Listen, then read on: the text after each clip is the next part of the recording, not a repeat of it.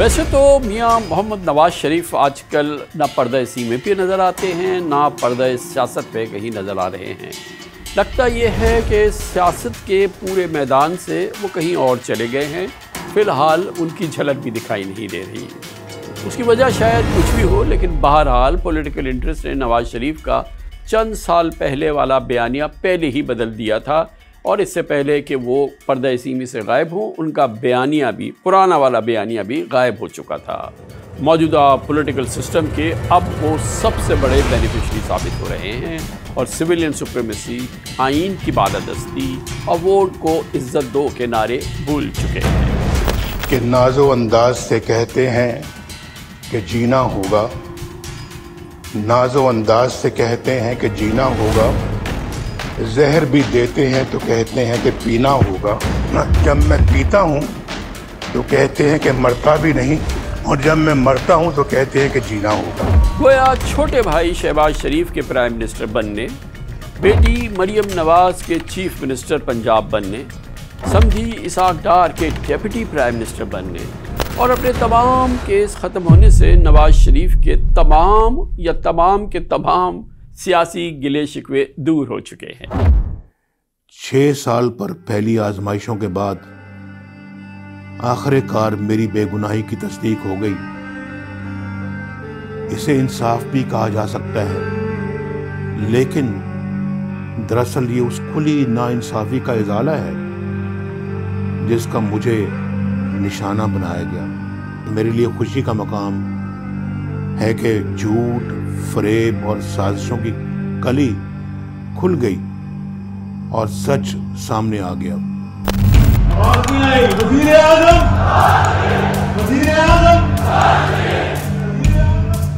गुज़िश्ता साल अक्टूबर में लंदन से पाकिस्तान वापसी और इस साल अक्टूबर में ही दोबारा लंदन रवानगी के दौरान 1 साल तक जनाब नवाज शरीफ कॉम्प्रोमाइज्ड सियासत पर चलते रहे।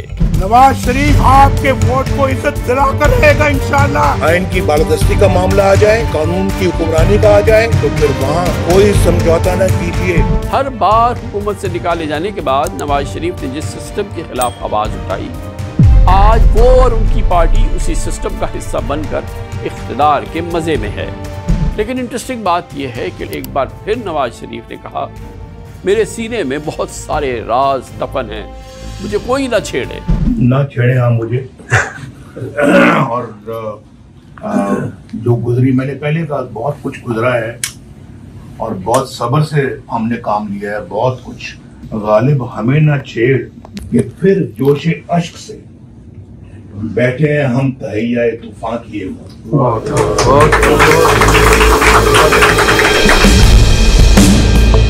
कहीं नवाज शरीफ का इशारा 26 कॉन्स्टिट्यूशनल अमेंडमेंट की तरफ तो नहीं? ये वही आईनी तरमीम है जिसमें PMLN की हुकूमत ने आर्मी चीफ समेत तीनों सर्विसेज चीफ्स की मुद्दत मुलाजमत 3 साल से बढ़ाकर 5 साल कर दी थी। बल्कि आर्मी चीफ के लिए तो कानून में अपॉइंटमेंट, री-अपॉइंटमेंट और एक्सटेंशन के अल्फाज भी इस्तेमाल किए।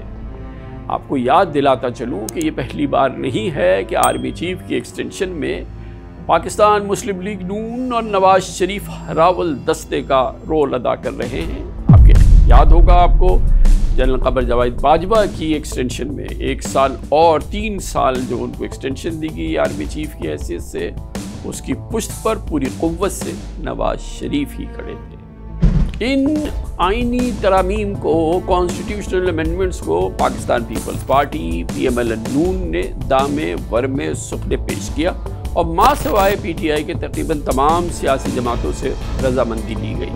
लेकिन इन अमेंडमेंट्स की मंजूरी के 4 दिन ही बाद मियां नवाज शरीफ लंदन पहुंचकर गले शिकवों का तासुर उन्होंने एक बार फिर देने की कोशिश की, मगर याद रहे कि जाने से पहले उनकी सबसे इम्पॉर्टेंट मसरूफियत ये थी कि वो इन 26वीं तरमीम के हक़ में अपना वोट दे और फिर रवाना हो जाए। उन्होंने ऐसे ही किया।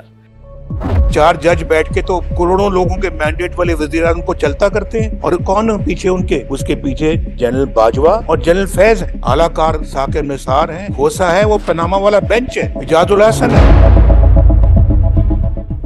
देखा जाए तो गुज़िश्ता 2 साल से नवाज शरीफ की ख्वाहिश के मुताबिक पाकिस्तान का सियासी निज़ाम चल रहा है। नवाज शरीफ की तकरीरों में टारगेट बनने वाले जनरल बाजवा और जनरल फैज़ जा चुके हैं। जुडिशल लॉ में तरमीम करके उनकी मनपसंद सुप्रीम कोर्ट बन चुकी है। जस्टिस एजाजुल अहसन इस्तीफ़ा देकर घर जा चुके हैं। जस्टिस मज़ाहिर अकबर नकवी बरतरफ किए जा चुके हैं। सीनियर मोस्ट जज जस्टिस मंसूर अली शाह का चीफ जस्टिस ऑफ पाकिस्तान बनने का कानूनी रास्ता रोक दिया गया, जबकि साबिक चीफ जस्टिस काजी फायद ईसा के दौर में नवाज शरीफ और नून लीग को अदालतों से जो रिलीफ मिला और PTI को जितनी मुश्किलात का सामना करना पड़ा, इससे कौन इनकारी हो सकता है। शायद यही वजह है कि अब मियाँ साहब की इस्टेब्लिशमेंट से नाराज़गी और अदलिया से शिकायत तहलील हो गई हैं, लेकिन उनके पुराने नारे अवाम की याददाश्तों में अब भी महफूज हैं। हम मौत की खुद भी इज्जत करेंगे और दूसरों से भी इज्जत करवाएंगे। आप अवाम का मैंडेट चोरी करते हैं तो ये बदतरीन चिकनी है। कौन नहीं जानता कि इलेक्शन 2018 के बाद नवाज शरीफ की फौज मुखालिफ बयानबाजी, सख्त गिर पॉलिसी ने मुस्लिम लीग नून के सियासी मुस्तकबिल को दांव पे लगा दिया था। इस्टेब्लिशमेंट और जुडिशरी की साबका लीडरशिप से मुताल्लिक उनका एक्सट्रीमिस्ट नैरेटिव, जिसने नून लीग को एक बंद गली में धकेल दिया था। लेकिन शहबाज शरीफ ने अपने मॉडरेट लबो लहजे से, मैनूवरिंग से नून लीग को इस्टेब्लिशमेंट मुखालिफ डिब्बे से बाहर निकाला। पाकिस्तान के अंदर बाहर किसी को शक नहीं कि नवाज शरीफ की वापसी, केसेस से निजात और उनका तब्दील हुआ नैरेटिव और बयानिया शायद नून लीग को मिलने वाले इक़्तिदार भी एक मुकम्मल डील थी, और ये सब कुछ एक डील की वजह से हुआ है। मैं अपने फ़राइज़ और कारहाय मनसबी, ईमानदारी और वफादारी के साथ इंजाम दूंगा।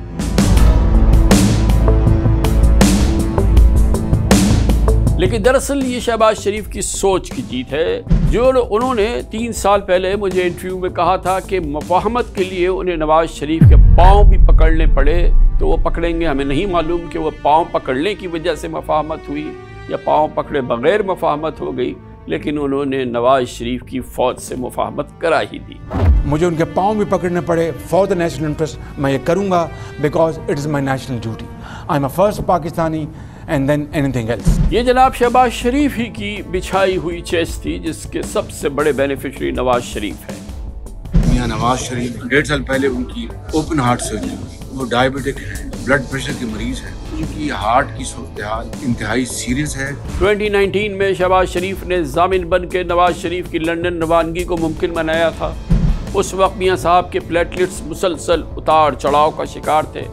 शुगर, ब्लड प्रेशर, दिल की बीमारियां, गुर्दों के अमराज, कॉम्प्लिकेशंस बढ़ रही थी और बताया गया था कि सूरत हाल खुदा न खास्ता क्रिटिकल है। मगर ये अल्लाह का फजलो करम था कि लंदन में उन्हें एक दिन भी किसी हॉस्पिटल में एडमिट नहीं होना पड़ा।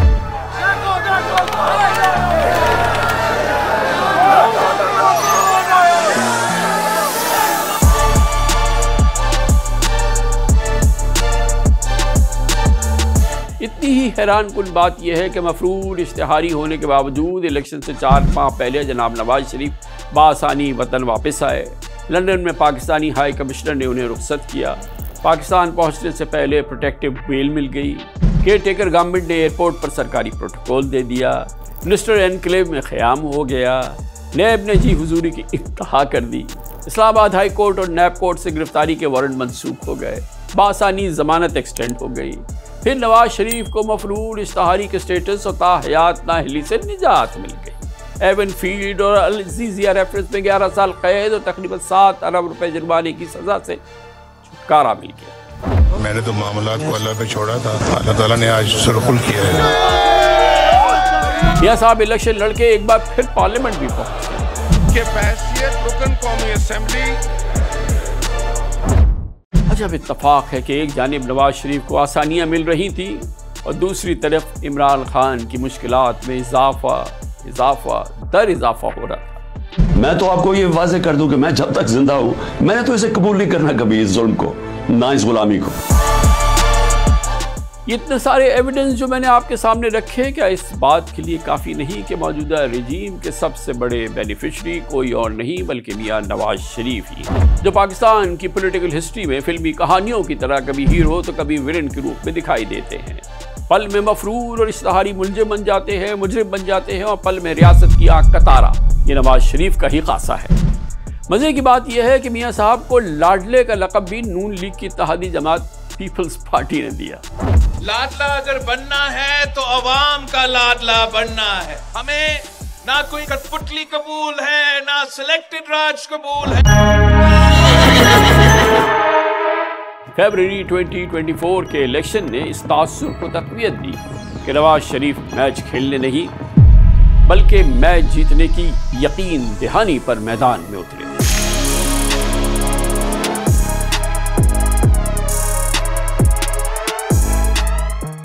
एक ऐसा खेल जिसमें उनकी मुखालिफ जमात पीटीआई के लिए लेवल प्लेइंग फील्ड के दरवाजे बंद कर दिए गए थे।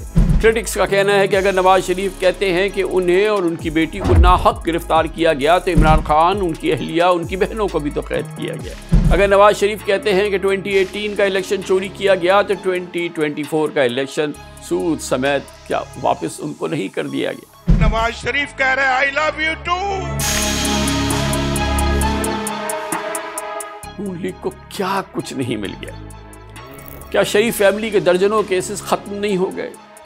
अलबत्ता ये सच है कि नवाज शरीफ का सियासी इमेज और नैरेटिव जो इससे पहले हुआ करता वो पारा पारा हो गया, तितर बितर हो गया। हमें पता था ये मसाइल आएंगे, आए हैं मसाइल, वो उसकी प्राइस है जो हमने पे की है प्राइस। और मैं वो हमारा पॉलिटिकल कैपिटल बर्न किया अपना, हमने अपने हाथों से उसको जलाया।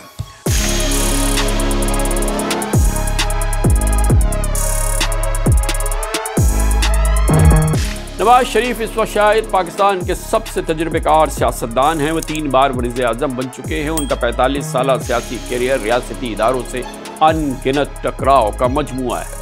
जनरल कमर जावेद बाजवा साहब, आप इस मुसीबत की मारी कौम की परेशानियों का मूजिब हैं। बाजवा साहब, जवाब आपको देना होगा। जनरल कमर जावेद बाजवा साहब, आपने हमारी अच्छी भली चलती हुकूमत को रुखसत करवाया, नतीजे में होने वाली बर्बादी के भी आप ही जिम्मेदार हैं। जनरल बाजवा साहब, जवाब आपको ही देना पड़ेगा, आपको हिसाब आपको देना होगा। आपको बार बार उनके रियासती इदारों के साथ, इस्टेब्लिशमेंट के साथ टकराव होता रहा। ये हम नहीं कह सकते कि हर बार इसमें नवाज शरीफ का ही कसूर हुआ करता था। हर बार जब वो निकाले गए तो इसमें उन्हीं का कसूर था। बहरहाल ये पाकिस्तान में आने जाने का खेल है और इसी अंदाज से होता है। कहा जाता है कि नवाज शरीफ की सियासत के टर्निंग पॉइंट्स में मिलिट्री लीडरशिप से महाज आराई ने बड़ा किरदार अदा किया। इनमें जनरल आसिफ नवाज चंचुआ, जनरल अब्दुल वहीद काकड़, जनरल परवेज मुशर्रफ, जनरल राहील शरीफ, जनरल कमर जावेद बाजवा वगैरह शामिल हैं। इन सभी के साथ नवाज शरीफ की चपकलिश रही, लेकिन अब शायद नवाज शरीफ ने तारीख से सबक सीख लिया है। शायद सिविलियन बालादस्ती, आइन परस्ती, वोट को इज्जत दो के नारे अब उनके लिए कोई मायने नहीं रखते, इसीलिए अब वो इसका जिक्र नहीं करते, एक बार भी जिक्र नहीं करते। बड़ी तादाद में सियासी मुबसरीन समझते हैं और कहते हैं कि मरीम नवाज को चीफ मिनिस्टर पंजाब बनवा के मियाँ साहब ने अपना सियासी बयानिया बदलने की पूरी कीमत ली, जबकि उनके समधी सागडार का नायब वज़ीर आज़म बनना, दोनों बेटों हसन नवाज और हुसैन नवाज के केसेस से बरियत शायद उन्हें बोनस मिली। इस वक्त पाकिस्तान का सियासी मंजरनामा मुसलसल करवटें बदल रहा है।